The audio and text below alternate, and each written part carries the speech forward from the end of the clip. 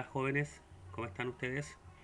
Bueno, el motivo de este video, ¿cierto? Es para proporcionarle a ustedes alguna información de lo que hemos visto en cuanto a todo lo que es la estadística, el control estadístico de procesos, ¿ya? Y obviamente de alguna manera darles luz de cómo pudieran ser, ¿cierto? Los enunciados de cualquier ejercicio en una solemne. Así que este es un bonus track de todo lo que hemos visto. ¿Ya? Vamos a hacer cierto dos ejercicios o tres, en el cual les voy a demostrar acá cómo pudiera cambiar el enunciado de un ejercicio, ¿ya? Para que ustedes lo tengan en referencia. En este caso, en cálculos de CP y CPK, ¿cierto? Capacidad de proceso, tenemos que alumnos, ustedes, ¿cierto? Inventaron un super limpiador de piso, ¿ya? Para cubrir obviamente la demanda de la universidad.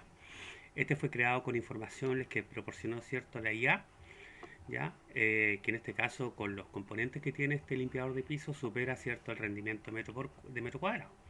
Ya, pero el cliente les pide a ustedes, cierto, que el llenado de esta botellita de litro y medio, cierto, tiene que estar entre 1470 y 1530 ml.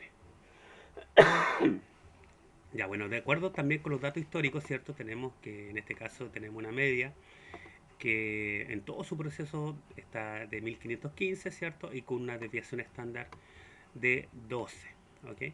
Por lo tanto, ya teniendo esta información, ¿cierto? Y teniendo la información, ¿cierto? De los límites superiores de especificación y los límites inferiores de especificación, ¿cierto? Podemos calcular, en este caso, automáticamente, ¿cierto?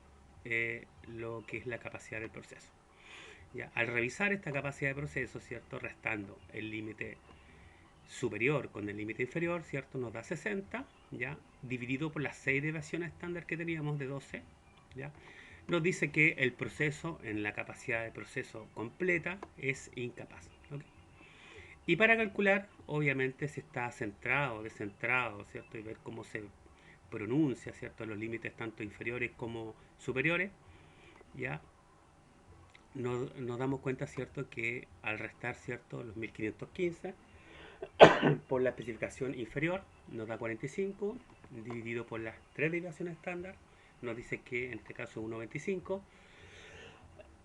pero no olvidemos que tenemos que hacer caso, ¿cierto?, del mínimo de los valores, ¿ya? En este caso, ¿cierto?, lo que nos damos cuenta es que si bien la, la capacidad, ¿cierto?, podemos comentar la capacidad del proceso, ya que si bien es de 0,83 y la capacidad real, ¿cierto?, de 0,41, ¿ya? Sabemos que el proceso es incapaz, ¿cierto?, de cumplir, y digamos, incapaz de cumplir con las expectativas, ¿cierto?, del cliente. Por lo tanto, ¿cierto?, la capacidad potencial es parcial y lo que se debe mejorar. Si yo les presento este cuadro, ¿cierto?, ustedes tienen que, obviamente, dar una explicación de acuerdo a todo lo que hemos aprendido en referencia, ¿cierto?, a la capacidad del proceso. ¿Ok? Y pudieran, obviamente, surgir algunas preguntas acerca de esto, ¿ya? Así que revisen el enunciado del ejercicio, ¿cierto? Tienen que hacer obviamente algo parecido y simple con esto. Y de aquí, de esta información, pueden surgir un montón de preguntas. En referencia, ¿cierto?, a lo que es, por ejemplo, el enunciado, pasando a otro tema, ya un gráfico de, en este caso, de X barra, ¿ya? Y hablando, ¿cierto?, de su limpiador, ¿ya? El super limpiador creado por los alumnos, ¿cierto? Le es obviamente crucial mantener, ¿cierto?, la consistencia, calidad de los productos, ¿ya? Como parte de la calidad, ¿cierto? Y se hace un seguimiento del envasado, obviamente tenemos temas con el envasado, ¿cierto? En el formato de 1.5, en el cual se hacen 3 observaciones, ¿cierto? 3 durante los días hábiles durante 2 meses, ¿ya? Obteniendo la muestra de los datos de los primeros 10 días. Ahora, cuando yo les presento información así como esta, ¿cierto? Información de los primeros 10 días, pero si yo les saco, ¿cierto?, una información como esta, ¿ya? ¿Ok? En este cuadrito, supongamos que me refiero a este cuadrito, ¿ya? Si yo digo, por ejemplo, que el total o que la sumatoria, ¿cierto?, nos dio 74.658, tienen que obviamente dividirlos por la cantidad de muestras, ¿ya? Que en este caso son 50, ¿ya? Y en el caso, ¿cierto?, del rango también son 50. Por lo tanto, ¿cierto?, la información que yo les muestro acá es solamente es una información parcial que yo le estoy especificando, ¿cierto? Sabemos que son 50 muestras, pero les muestro esta información para luego hacer el gráfico, ¿ya? Si esta información está así, tienen que guardarla, ¿cierto? Y pasarla, obviamente, después a los datos que tenemos acá. Pero veamos primero, ¿ya? Si sacamos, ¿cierto?, de las 50 muestras y nos dice que es 74.658, ¿ya? Nuestra X barra, en este caso, es de 1493,16. ¿Se acerca el litro y medio? No lo sé, ¿ya?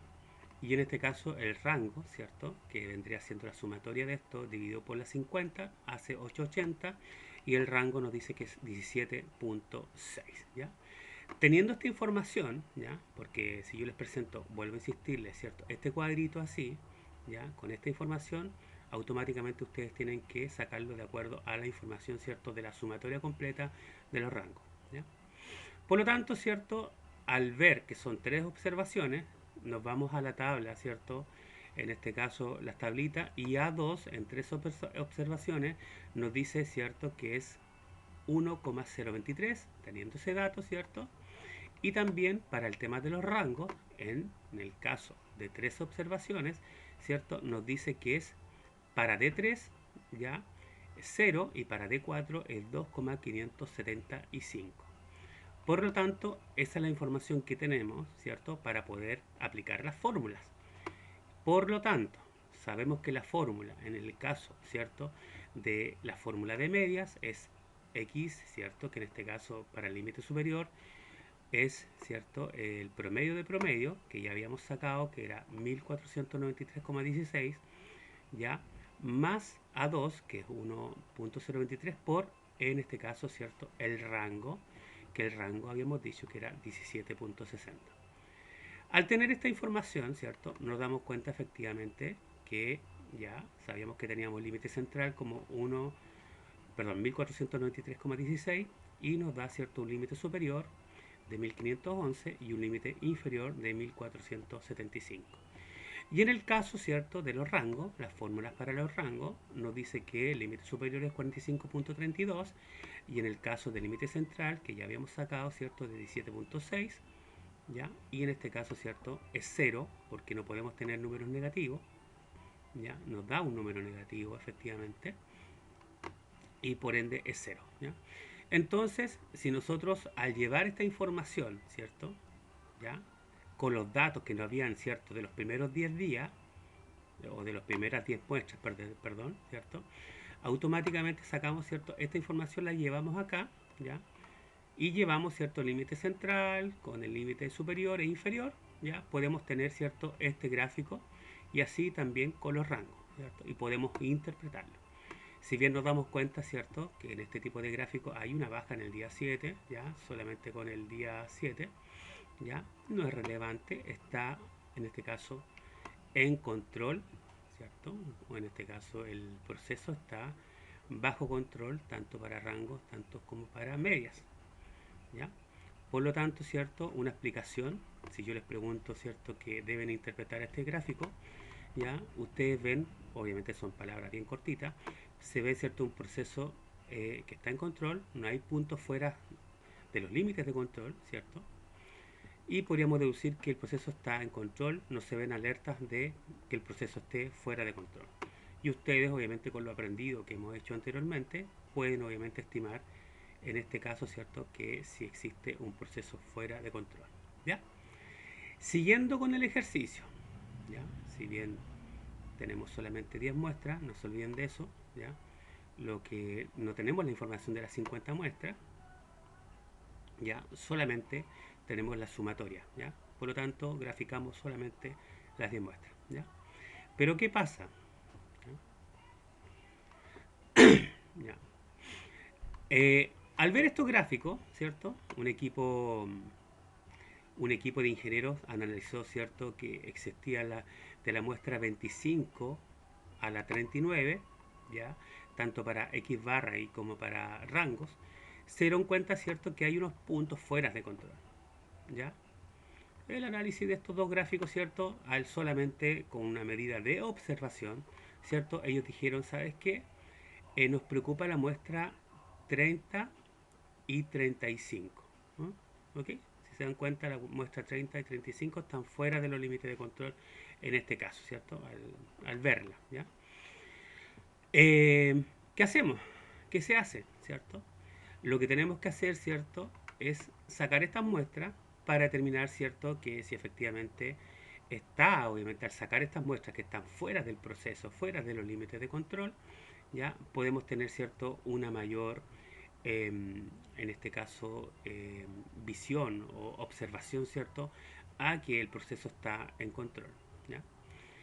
Si habíamos determinado, ¿cierto? Ya tenemos estas muestras, ¿cierto? Nos dice que el promedio fue 1451, 1463 litros, o ml en este caso, ¿cierto? Y el rango fue 10 y 46 en este caso, ¿ya? Sabíamos que teníamos este dato, por lo tanto lo que tenemos que hacer, ¿cierto? Es extraer las muestras que habíamos tanto de promedios y rango.